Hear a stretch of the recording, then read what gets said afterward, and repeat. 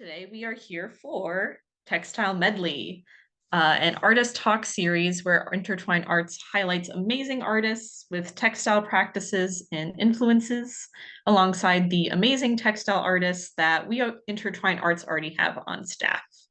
While Intertwine mainly focuses on weaving, we love to encourage and dip our toes into a range of fiber mediums, techniques, and tools that allows everyone to express their tactile creativity in ways that are accessible for disabled and chronically ill artists. Which is why today we are interweaving the arts practices of Stephanie McGovern and Naomi Lawrence with a little bit of a crochet theme, though people also create outside of crochet in what you will see today. We are going to start off with Stephanie sharing her work for around 15 to 20 minutes. Then Naomi will share her work for 15 to 20 minutes. And then after that, all three of us will discuss some of the commonalities and divergences in their work and experiences. And again, that's when you can also ask questions. So with that, I am going to spotlight Stephanie, and Stephanie can take it away. Thank you so much for having me. Thank you, Intertwine Arts. Happy to be here and be speaking about my work today. I'm going to go ahead and share my screen. Great. So my name is Stephanie McGovern, and I am a white woman, brown hair, blue eyes. I am wearing a light blue button-down shirt. I have an intersective practice between textiles and performance predominantly. I do describe myself as an interdisciplinary artist, but I do tend toward those mediums. So a lot of what I'll be showing today are these intersections between my studio practice and also my performance practice. So with that, this is an intro slide that shows a pair of hands and a small sculpture of a shoe. There we are. So just to kick off, I've been working in textiles since I was 17, so around 15, 16 years ago. And I like to reference back to this work. This is from 2013. And this is what I like to call a sculptural weaving. These are two images back to back of a weaving that's been plastered and mounted on canvas. And I've really been working in my weaving practice this way for a really long time. And it's developed and transformed as I've moved cities, moved studios, and I've expanded my practice to different ideas. This is an image from a performance in 2019 in New York City. It's of myself laying in a foliage of fake flowers, fabrics, and it's from a piece called Unhinged Showgirl. A lot of my stage work I started in New York City in 2019, and I was in nightclubs doing burlesque shows, alt performance spaces, and I like to reference this piece just because it marks kind of a turning point in the content of my work. This piece is about what I was calling gender exertion and kind of trying to like deconstruct myself in these more materialistic ways of like what represents femininity or is coded toward womanhood. So like pink fabrics, flowers, and, you know, I would take these elements of performance, you know, I have all this foliage that I'm laying in, and I would bring it back into my studio and I would kind of put that into objects. So I would see it as like a way of archiving the body or archiving performance work, which is seen as ephemeral, fleeting. This is two images back to back of a pink box with pink fabric. And I really brought this into my weaving practice. So before I was, you know, working really with this cross between sculpture and textile and painting. And I really got interested in creating kind of breaking the triangle excuse me, not the triangle, breaking the rectangle of a woven structure of, we mount a weaving on the wall and wanting to see it differently. So I would started taking big loads of woven work and I would suspend them. So this is an image of me in my studio in 2022, and I have a few works around me, actually many works around me, that range in medium from crochet, weaving, machine knitting, embroidery. You can see something is embroidered in this corner, assemblage. I really do bring kind of a spectrum of objects and material into my textile process. And these are two examples of, what I'm talking about in terms of like the suspended material. So on the left is an image of crochet, and I like to use upcycled materials. So probably 90% of what I use in my studio practice, I've resourced from friends, family, upcycling centers like Materials for the Arts in New York City. I get it from so many different places because I do think, textile waste is an issue. And if I can repurpose things, then I really try to do that constantly in my practice. So on the left is made up of bra trimmings. And to me, using a material like bra trimmings is coded in a sense. It's, it kind of changes the meaning of the work than if I was perhaps using just normal store-bought yarn. And on the right is a weaving. And when I weave, I tend to use big loads of fabrics. I use yarns, I use chains. I really like to kind of break those rules of traditional weaving in my practice. And here is a close-up, which is of that big crocheted mass.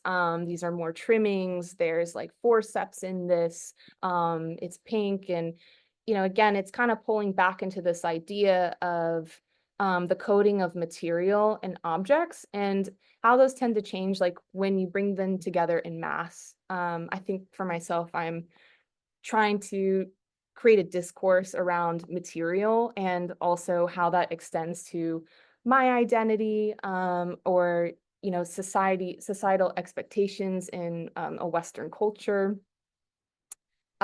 This is an image, so this is going back into more crochet. This is what I was calling center phallus, but it is a large crocheted soft sculpture. It was in my studio floor, and this was about kind of more of like a subliminal coding for this object. So, it's as a soft pedestal right now for smaller vessels that I was creating.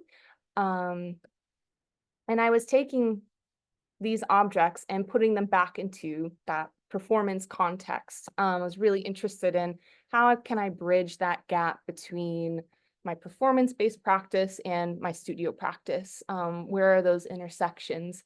And this is an image of myself, and I'm wrapped around that big soft sculpture, and it's taken from a video still from a film that I made, a short film I made in 2022 called Ingest. And I started to expand this more. This is an installation shot of Long Night 2022.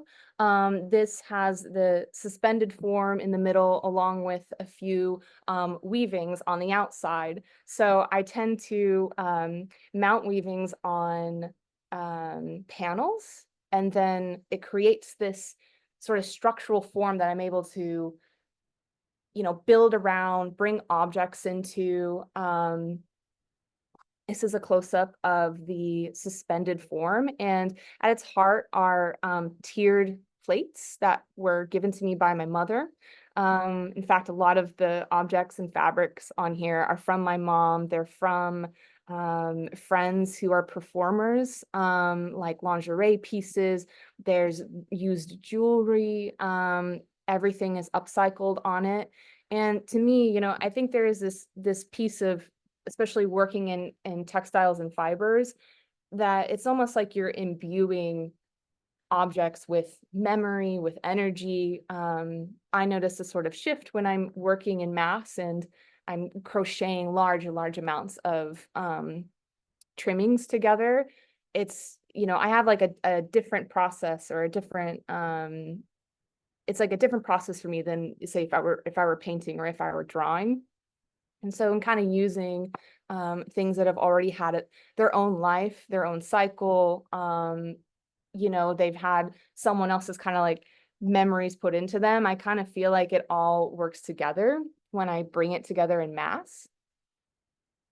And this is an example. So these are two sculptural weavings. One is black, one is pink with objects and chains hanging from them. And this is taken from Long Night, that installation view. And one thing that I started working in is I started taking performance stills and bringing them into like small lockets, or placing them in hidden places in these weavings. So this kind of brings me up to date with the way I've been working recently this year. You can kind of see this span of how the work has kind of changed. So this is settling 2024. And again, I'm mounting on panels, but I really am thinking about how can I break that rectangle shape? How can I bring these different textures and techniques together? So this work is a weaving. It starts on a loom, but then I bring in crochet to try to change its shape or change its form. This slide is of two different images. One is a detail, one is of the entire piece, made of crochet weaving with a lot of nudes and pinks. And on this right image is actually a performance still. So I like to work in this small coded way of, putting into details, things that might change the way that we look at the textile, or that we interact with it, or that it could be about. There's something about working in mass or working in density of material where, it's abstract. There is some representation, but overall is pretty abstract. And I feel like when I create that, it's telling me something kind of about myself and how I'm feeling. And, as I work again as a performer, I like to see that reflected back in these textiles. So this is an image of spinning webs, 2024. On the left is a full shot of the textile, and on the right is a detail. The detail has a small image of a performer from something I curated a few years ago. And there are chains. It's light blue. There's lots of crochet, but again, starts as a weaving. You can see these areas where I'm actually bind it to the panel, and it's almost like, it's almost like transforming weaving in a sense, where it's becoming something else. So this is Spring Court. I do a lot of fantasy reading, can't help myself. And this is part of this year's work. And, it's on the left, we have a faraway shot of the work. On the right is a detail. And in the detail, there is a small hand in these, they're called keychain frames. And this is actually of my hand in a video still. And there are pinks in this work, working again with lots of upcycled material. Fab Scrap is another great upcycling center in New York City. Lots of chains, recycled beads as well. And this one also is bringing in like this kind of whimsical feeling. I've been really interested in this idea of world building in art. So I like to have these small elements in my work that you get close and it kind of, changes the meaning, changes the context or how we look at it.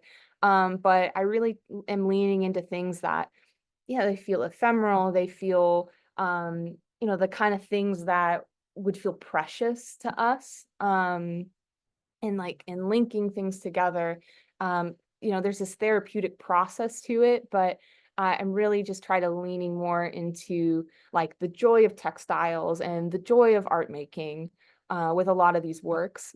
In this one, again, two photos. On the left is a full shot of the work with lots of crochet, beading, pinks, reds.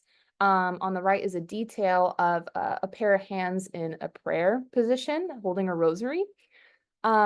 This is called Celtic Hands. And actually, this photo that's at the center, because I do like to bring, some figurative work into the abstraction. It's actually of my father's hands. And I've been, also exploring my own contemporary history with my family and my family's roots. My grandparents were from Ireland, and, really wanting to kind of think about like our family history in the context of my work. And I had this sort of idea of like, the gilded magnifying glass, and, examining and thinking about, these old practices and religion that were kind of brought down into our family, and like, where it stopped, and just trying to understand more of my own history in our family. And this 3 video series is just a little snippet of just sort of how I build this work. So this first video is of me working on a rigid heddle loom, which is a table loom. And you can see, like, I go through this really loose process of putting strips and biases of fabric through my weft shots and then pulling them out. I really love this idea of a deconstructed textile, or a textile that is falling apart, or that, again, it's not exactly following a pattern, but instead is more free-formed. And this idea was to be a woven frame, so something would rest in the middle of it, and is still a work in progress. But it's actually something that I really love about Intertwine Arts, is that this idea of, supporting individual sensibility. I feel like there's a intersection with my own work and that of Intertwine Arts. And here I'm doing some like crochet. Basically, I go back into the piece and I start crocheting it either with my hands or with a hook. And this last one is just it's the paneling. So I usually go through the works, and I'll measure panels, but you can see how it starts as these kind of like rougher, mostly fabric, very dense. They feel almost more textile like, and then they kind of go through this transformation, which is, I always find it fascinating, where it's sort of like where I get to one place and I end up at another is always, remarkable and surprising, always trying to duplicate it. Oops, I'm stuck. Hold on. There we go. So I just want to talk a little bit about this next piece. So my most recent performance work, this is an image of a piece of gold fabric hanging on a fence with the ocean in the background. This is called Winded, and I was on residency last year at Mudhouse Art in Greece, and specifically on the Isle of Crete. And going so far away internationally to a residency is a really interesting experience, and it kind of brings you back to these, brought me back to these more simplistic, holistic ways of working. And so where we were on the mountain, we were up in the hills, and there was a lot of wind. And this series ended up being called Winded, and I did these site-specific performance work with fabric. And there was some crochet as well. And this is a piece of, this shot is of me standing with the gold fabric over me in a performance still. And you can see here in this video.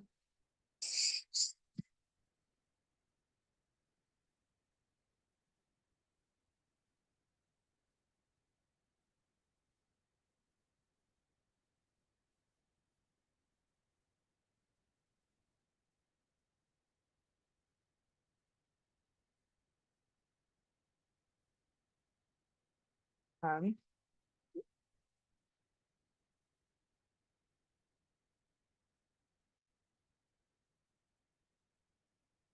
Perfect. So very methodical, but it really started this trajectory of a collaboration with nature. And this is a photo of me, under the fabric, on a rock outside in the mountains. And it was really interesting to you know, again, it's like bridging back out into now, you know, I've always performed either on a stage or in like a more exhibition style space. And, you know, what would my work look like if it was interacting in nature? And, you know, how, again, can I bring this element of textiles outside and, you know, develop a conversation? And it really, you know, became, really interesting, really just all it became so much about the image, because the performances themselves were so difficult in a way that I had never experienced. There were so many challenges in making these images. This is of me in the ocean, pink fabric over me, there's waves lapping up. And it really was, I'm still developing this work. I'm still working on the video pieces, but you know, I was really kind of again in this idea of world building and trying to be in like that more of a like surrealist space of the artist and creating and what can you create out of nothing when you're out. And it really made for some interesting images. This is of myself with a light blue shirt, the same I'm wearing now, and I have this bundle of crochet over my head. And this was something I made the first day that I was on residence. And I would drag this through the village, and I would, you know, just find these ways of combining myself, combining the textile or fabric with the space and the environment. This is the close-up of myself with the crochet over my head with a lemon tree in the background. This is myself draped with pink fabric and in the woods. And this is a great example of the wind. So this is 3 series of fabrics that were tied together up in the mountains. And you can see how the wind starts to make these really interesting shapes. It almost becomes like kinetic sculpture and sculpting with wind and the environment. This is an image of gold fabric with the ocean and mountains behind me. This is an image of myself with fabric flowing behind me, pink and blue, and the mountains in the background. And last is what we did for the exhibition. So this was, you know, taking all those textiles at the end and bringing it back into the gallery space. So on the left is a full view of the crocheted work with gold and blues, and on the right is a close-up of the crocheted work. So that is it for me. Thank you so much. Thank you. So much to appreciate in terms of texture and technique. It's very exciting. And also very exciting is Naomi is now up next. So I'm just gonna switch over the spotlight and then you can take it away, Naomi. Hi. I'm just going to apologize. I have a heavy cold at the moment and my voice is a little shaky. So that's why I sound like this. I'm just going to share my screen. I am Naomi Lawrence. I am a white woman in her mid-40s. I have chin length light brown hair. I have green eyes and I have yellow glasses, and I have some very subtle jewelry. I also have this really floaty black top that I love because my floral tattoos peep out. So I am a crochet artist. I'm also an intertwine teaching artist. I am not a weaver. I teach weaving. I'm also artist in residence at St. Edward the Martyr, which is the Episcopal Church where I attend in East Harlem. This photo here is of me standing next to one of my murals, my first mural back in 2019. So way back in 2007, actually before that, I was in London. I lived in London and I was not known for crochet. I was not known for fiber. I was known as a florist in my spare time. I don't have a bachelor's of arts and I don't have a master of arts. I have a diploma in floral design, which helped me get into floristry, and just because I needed a qualification to get a job. But the way that started is friends, people I knew would ask me to do their flowers for their weddings because they simply knew me as artistic. So that kind of just happened. I was also working as a secretary, so I was trying to fit it into my my full-time job, and I loved it. But what I also loved was experimenting with willow and lights and foliage and things that I found. And I enjoyed it and I kept doing it, and there was no reason to stop, except I then found yarn bombing. I learned to crochet, and within a year I'd covered the lampposts in Jesus Green, Cambridge, where I lived at the time. I'd moved from London to Cambridge, and I then became known as Cambridge, UK's first yarn bomber, which apparently had to make the local press because it had never been seen before. When I look back on it now, it almost makes me laugh, because like that's all I had to do to get into the press. But it was a lot of fun, and I will say, everything I do, there has to be an element of fun and joy about it, and that literally is why I do it. It doesn't give me a great deal of money. It gives me a lot of satisfaction because it makes other people happy. So yeah, very quickly I became known as Cambridge's yarn bomber, but if you know me, you'll know that that wasn't enough. So within a couple of years, I was then covering like crazy sculptures and stuff. This is the last thing I did before I moved to New York. And why did I do it? Because somebody asked me to, and it was a lot of fun. And it was actually a really big challenge, these tiny little crochet squares. And this piece actually still exists in Liverpool now. It's in a movie theatre. So I left the UK in 2014 and came to live in East Harlem. And as you know, if you're all New Yorkers, you know that we're just surrounded by beauty and street art and color. And I was bombarded with it and was really inspired, but I'd already made the decision to take my practice of yarn bombing onto a different level. I didn't want to just be a yarn bomber. As soon as everybody else wants to do it, I don't really want to do it anymore, and I want to do something that's unique to me. But I saw other artists using chain link fences, and I decided that's what I wanted to do. I wanted to make large-scale flowers, and I wanted to put them on chain link fences and see what people thought of it. So started to use the process of freeform crochet, which basically is just using the stitches of crochet to make the shapes that you want. So I would use a picture of a flower. In scouting in the neighborhood, I found the fences that I was going to try and use. I also saw that in the conservatory gardens, the flowers that were in bloom at the time were the blue iris. This was spring in 2014, and I just gave it a go, and I just made it petal by petal, and then put this thing on a fence and just waited to see what people thought of it. And the reaction, so I should describe what you're saying. This is a crochet blue iris. It's all freeform crochet. It measures approximately 8 foot, I'd say by about 6 or 7. And it remained up there for a few months. I put this up in June 2014. And the photo on the right-hand side is of the damage, some damage that happened to it. Probably not vandalism, but just, you know, the wear and tear.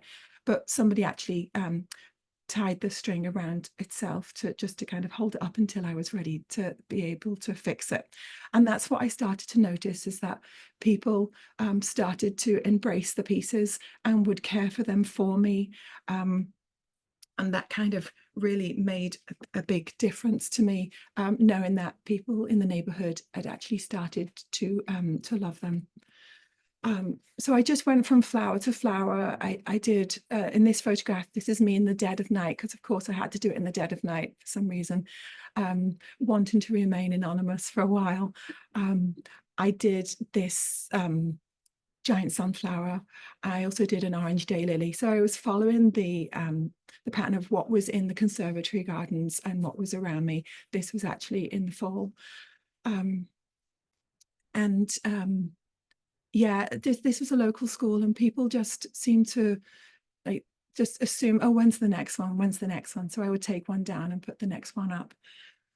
And what also started to happen is I was noticing, can you see this, or the pictures of us in the way? I can see you. I see the red flowers being made and then put on the fence. Do you see the lady? Yes. So I wasn't sure whether the windows were in the way. So what I started to notice was I would take candid shots of people interacting, and how all ages, not everybody, obviously not everybody's going to like it, but I would see young children having photographs taken in front, and then watching this lady explore, and like what people started to say. So there's a lady here who's touching the poinsettia, and she seems to be studying it, and then the picture of it being made on my bed on the left hand side. What I noticed was people knew what this was. I would have teenage boys say to me, oh, my grandma does this. And this lady, I think she knows what this is. People knew that this was crochet. It just wasn't being used in a way that they recognized. And they hadn't seen crochet or knitted things on fences before. East Harlem has a ton of murals painted on walls all around, and it's one of the things I love about living here. But this was different, and I think in a way it engaged people who might not have engaged for street art before, and also made them think maybe that they could, if they wanted to, be part of it.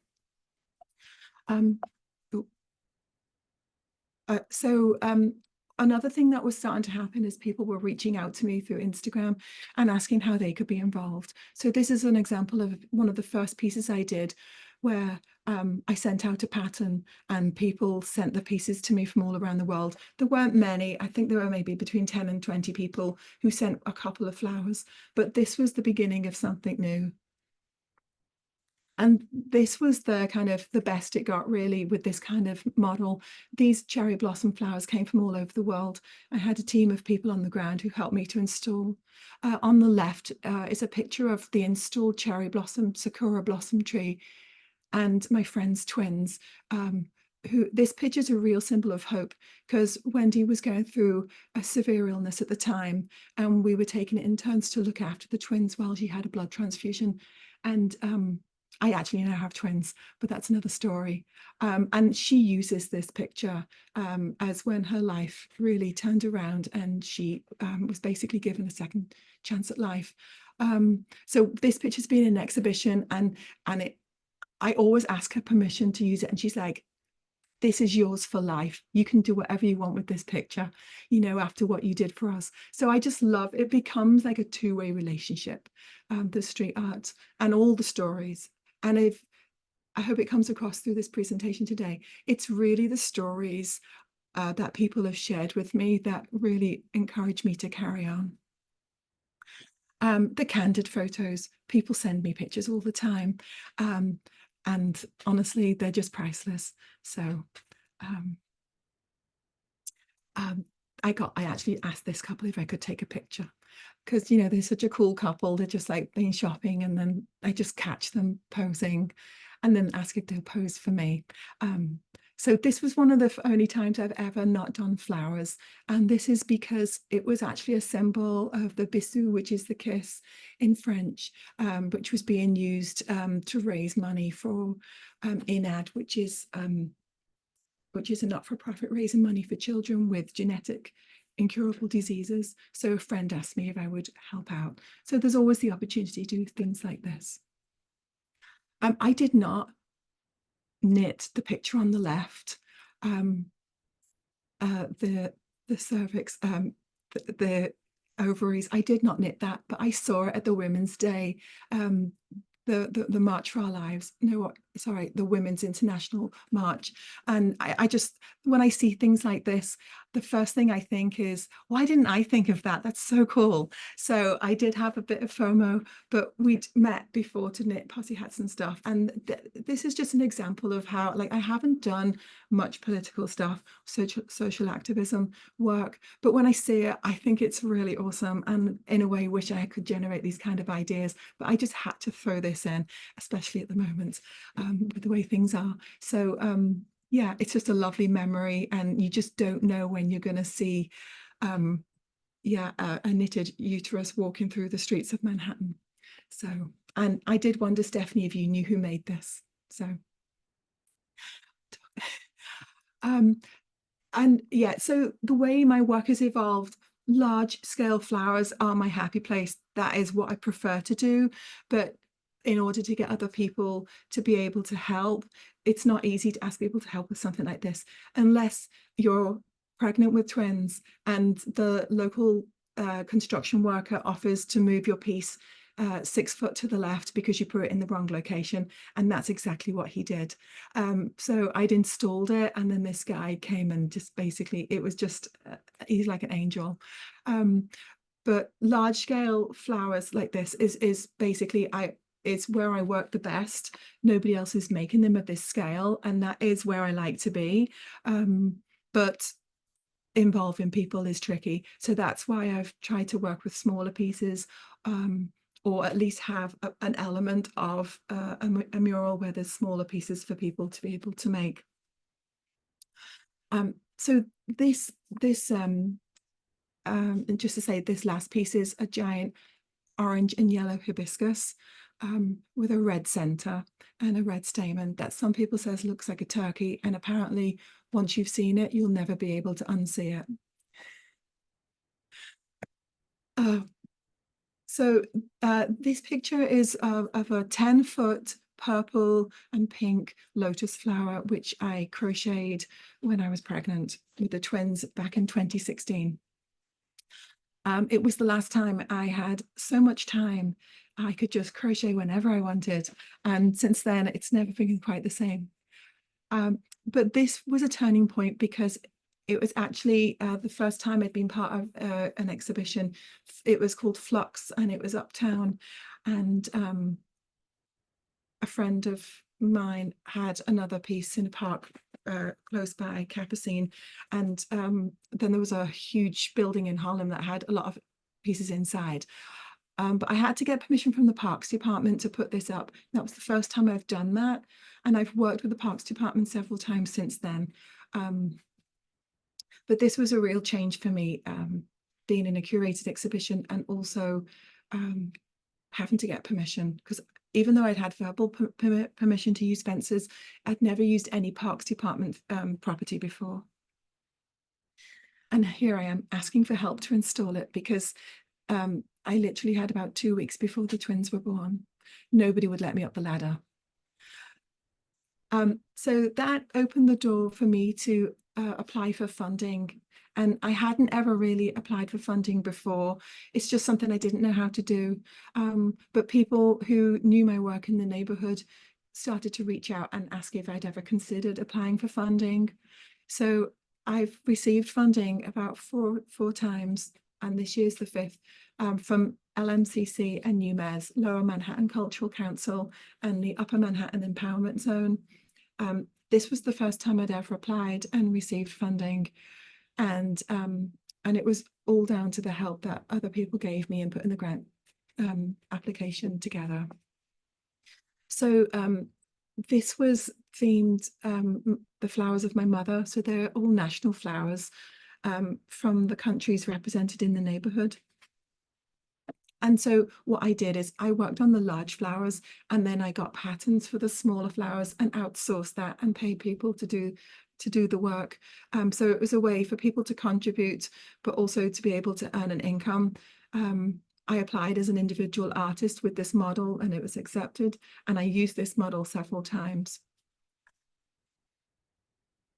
This is another example. I'm just going to go back.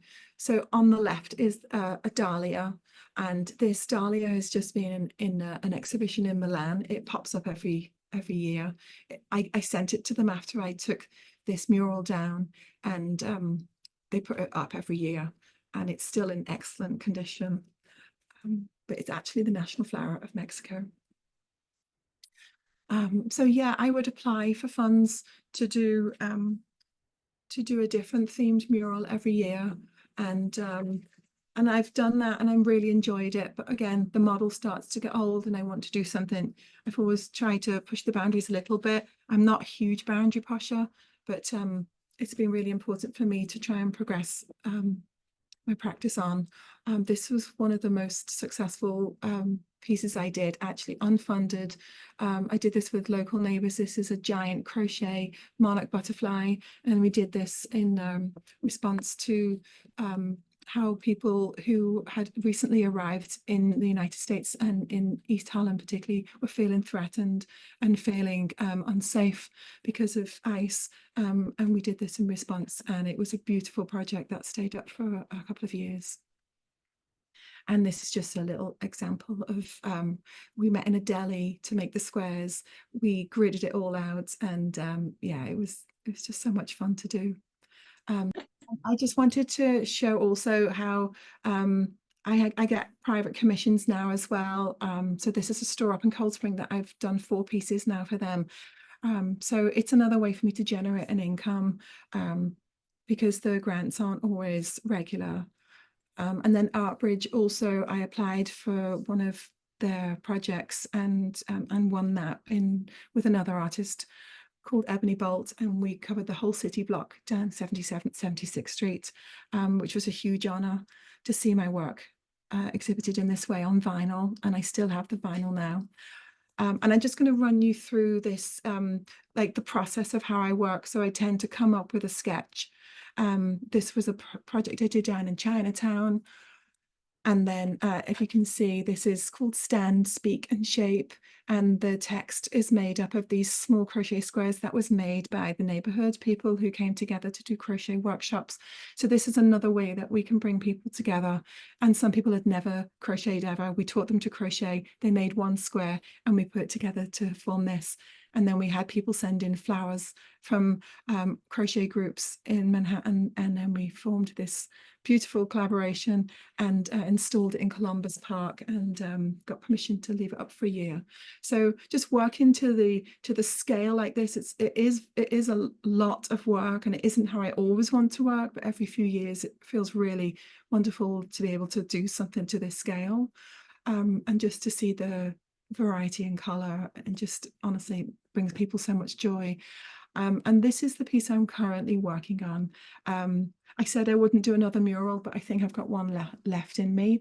And this will be up in about 6 weeks, and I haven't finished it yet. So I probably should go back to work. I just wanted to say I met Stephanie when I went to her open studios, and what stuck out to me is I knew what I was looking at because it was familiar, but at the same time it was so different to what I did. And that's what drew me to your work originally. I knew the weaving, I recognized it, I knew the crochet, I knew the materials, but yeah, something was like completely upside down because it was so different. And I don't reuse materials in my murals. I mean, sometimes I'll use like a bit of leftover green yarn or unpick things, but what I do is when I take my flowers down and I don't use them anymore, I unpick them and I ball them back up, and I take that material to my day job where we weave and teach adults with developmental disabilities how to weave. So I actually try to recycle materials in that way, but I do unfortunately buy new yarn for the murals.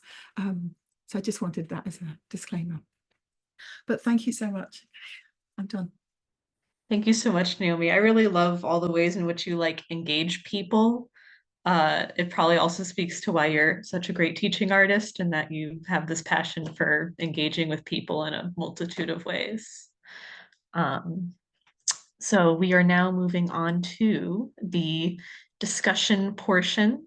I'm going to spotlight Stephanie as well.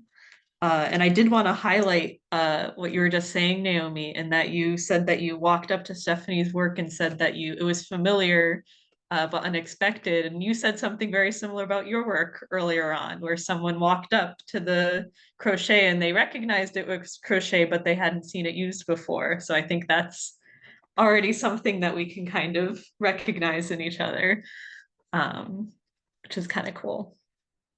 I don't know if you have any questions for each other to start, or I can start with a question, but and feel free to type in the chat, all those who are viewing, if you have anything to ask as well. So anything to start with, or do you want me to? Oh, I just want to say thank you for sharing all that, Naomi. It was great to like see your work drawn out like that, and like where it started as like your work as a florist and then just totally expanded. I always love getting to see like where things start and how they're going and where they end with an artist. Thank you. I also just want to say, Stephanie, like when I see work like yours, it just blows my mind. And like with that giant uterus, I'm like, how do people come up with these ideas?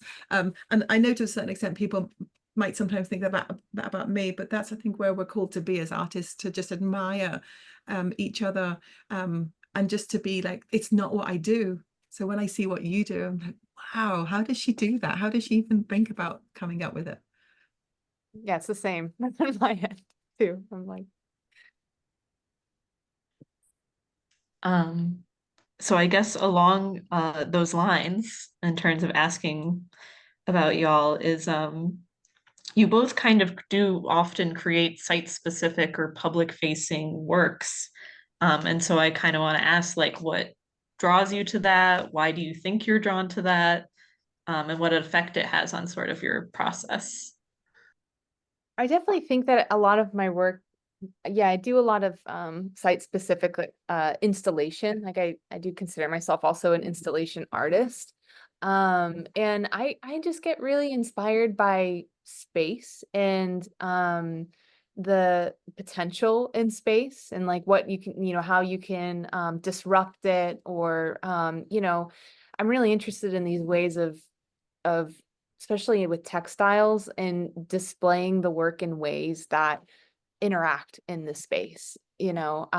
Sometimes things are a little bit more, I'd say, gallery exhibition focused, but I really I just like things that they feel like they're creating an experience and someone can like walk into it and feel kind of immersed. And I also, there's this sort of sentimental mentality with, yarns and fabrics. Like I feel that when I work with in textiles, like when I'm crocheting or when I'm, especially like picking things apart. So I think for, other people when they come in, like I had a studio visit here recently, and the curator comes in and I see him running his fingers through some trim on like a piece. And I just love that because I can sort of see that, it's like it creates this sort of warmth of like, people, they want to touch, and I sometimes, I like having things that, people feel like they can interact with.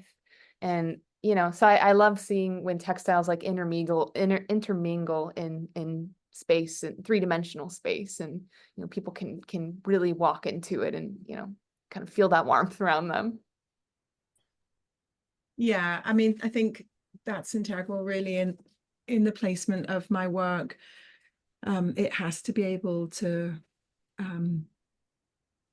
it has to kind of interrupt your day. It has to, I mean, that's how I first saw yarn bombing and crochet street art. It kind of stopped me in my tracks, and I questioned why it was there. But somebody said to me once, oh, we need to protect it, you need to put it at a certain height so it's out of the reach of children. And I was like, that completely defeats the point. Like the idea of children's hands being able to play with the yarn is kind of, that's it. I love that. And that they just don't think there's anything wrong with touching it. Yeah, in a gallery it's different, but if you're going to put your work on the street, you kind of got to expect the public to engage with it however they want to engage with it, but definitely always a foot off the ground so dogs don't pee on it. That's a rule. I always tell people that. But no, public spaces, I mean, who does it belong to? It belongs to the public, so you can't put a fence around it. And those candid shots, as I said, like, they're always the reason that I do what I do. And there was a question for you. What type of yarn do you use for the flowers? How is it that in a year on display they don't melt down? Wow, melt. Okay, so it's basic acrylic. So I use Red Heart yarn or Karen 1 pound basic acrylic from the yarn store. And it doesn't melt. Yeah, the only thing that does happen, and I noticed this with the piece I just did in Cold Spring, if I use a certain shade of pink, it's like the fluorescent pink. Let me show you. It's actually this pink here. It fades like that. So the flower at the bottom of the piece I did in Cold Spring is almost white. So that's the only thing I've noticed that happens, is certain shades will fade, but you know, hurricanes, snow, nothing. I mean, it just, if anything, a lot of the stuff I've done on Park Avenue has got really dirty because of traffic. But no, nothing's ever melted. I've seen a friend of mine's work set on fire and then it melts because it's acrylic. So. Oh, thank you. Talking along sort of some of these lines we're talking about, because we mentioned like galleries, and Stephanie said something about breaking the rectangle. And I think both of you sort of do that. You're doing art, but it's outside of a gallery space sometimes. Sometimes it's still in the gallery, but it's more touchable. It's less in that square shape, which is part of what I find fascinating about it. I like to go outside of the typical rectangle, and I like things to be touchable, and I think museums can be unapproachable to people, and I like it when art is approachable, which I think is really cool about both of y'all. Also along the lines of sort of how you create things is something I noticed is you both kind of go organic. Naomi does like all these flowers and greenery, and Stephanie has these very like bulbous organic shapes. And sort of what do you think, where do you think that comes from? I mean, we have a little bit from Naomi with the florist, but if there's even something deeper affecting that too, I'd love to hear. So that goes to both of you. I think, it's kind of, it's so interesting to just I've made art my whole life, and just to see how, those kind of like common threads through like what you make, like, no matter what the medium, is like fascinating. What's like cyclical in a way, like what comes back around. And and like, you kind of like rediscover things about yourself too, like through your making process. And I'm just really, I'm really just kind of articulating it, but I was like, I really am kind of an abstract artist. Like I work with the figure, but there's just always just this really unconscious way of working, this automated way of working, whether I'm drawing or painting or anything. And I realize like it is this, it's so in this lineage of like talking about abstract art too, which is based in a feeling, and I had a few artists when I was in Greece that were talking about their work, and I loved what someone said, that they produce something, they don't know why they make it, and then it's kind of like out of yourself, and then you're looking at it and it's telling you something back, and I thought that was so interesting, because I'm like, that's really what it feels like. I get a lot of feedback about my work, feeling dense, density, mass. I always thought that was such a strange word, but when I think of it, and I look at that sort of like that mass of material and that drive to want to just feverishly work and really like create it with my hands, not even with a loom. Like if I'm weaving with my hands or crocheting with my hands, which is what I usually do the most of, there's just something like bodily that feels like it's coming out of me. Like there's just something like I'm trying to like excavate. And so and then I also have realized in recent years that I'm a sculptor. It took, you know, because I just think of myself, oh, I'm a fiber artist, but really it's, you know, it's a way of like looking at form that is sculptural. And, you know, once I start embracing those, I don't know, more articulated, histories of contemporary art, what have you, I realized like, oh, okay, you know, it's within this lineage, and it really started changing the way I work with fiber or fabric or trim, and it's really it's such an interesting process of you know, to get this sort of feverish feeling of mass out, and then start sculpting it, you know, with textile technique, like with the crochet. Like crochet is so like amazing to create form and line, and you can draw with it. And you know, I just really want to pull the interior exterior, and you know, that's just this commonality through my work, no matter what I'm doing, is I'm always thinking, you know, interior on the outside. Yeah, I was writing a few things down as you were speaking. My experience with with floristry, you know, it was so fiddly, and like everything had to be perfect, and the timing of everything, and it used to drive me crazy. And I very quickly wanted to go more sculptural, so that's why I would use willow and lots of foliage. So even within that, like I had to go big. And when you were saying about the mass, big is really important to me too. And I consider myself to be a sculptor. But the challenge for me is taking it from 2-dimensional to 3-dimensional, because as soon as I do that, it can't just be on a fence anymore. It would get in the way. Sorry. But another thing about how organic my work is, for me, it has to look like the subject. It has to represent exactly what it's supposed to look like. Excuse me. It's a really annoying cough. But yeah, I hope that makes sense. I feel I can't get away, and I'm not saying you get away with it, but I can't get away with it kind of looking like a flower, and it's because of me. My work has to look exactly like the flower it's supposed to look like, and that's because of the way my brain works, and also about I almost don't trust myself to do it any more like any more abstract. I'm not an abstract artist, so it's always been really important to me that it looked exactly like it. And I will check in with people, like, does it look right? Does it look right? I have a few people that I bounce it off before it will even go outside, and one of those is my husband, and it drives me nuts, but you know, I trust him. It won't be exhibited until it's exactly how it's supposed to look. But then I really admire other artists who can work more abstract, and I wish I could do that, but it just doesn't work for me at this time. But maybe never say never. But I do admire it. Well, I think it's very interesting with textiles, like in a way, traditionally they have been very structured. You know, crochet and knitting were used to make, you know, garments, which need certain proportions. And weaving, again, like you were saying, it's usually uh, the rectangle.